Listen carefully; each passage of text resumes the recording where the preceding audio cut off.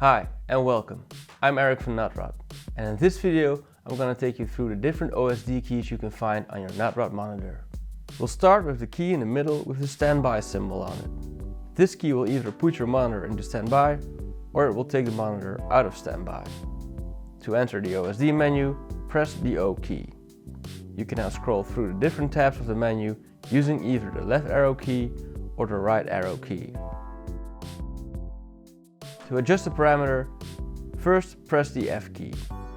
The first available parameter will now be highlighted.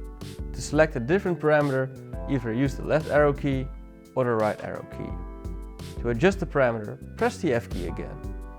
You can now change the parameter using the left and the right arrow keys to decrease or increase a value.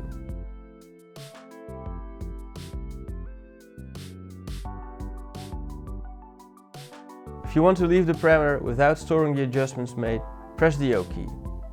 The parameter will now be brought back to its previous setting.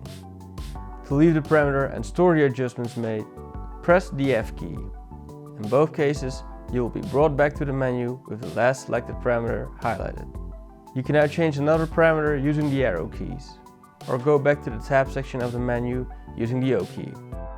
To leave the menu, press the O key again. You can also use the F key to select a different source. Make sure you have left the menu. Now press the F key and the monitor will select the next source.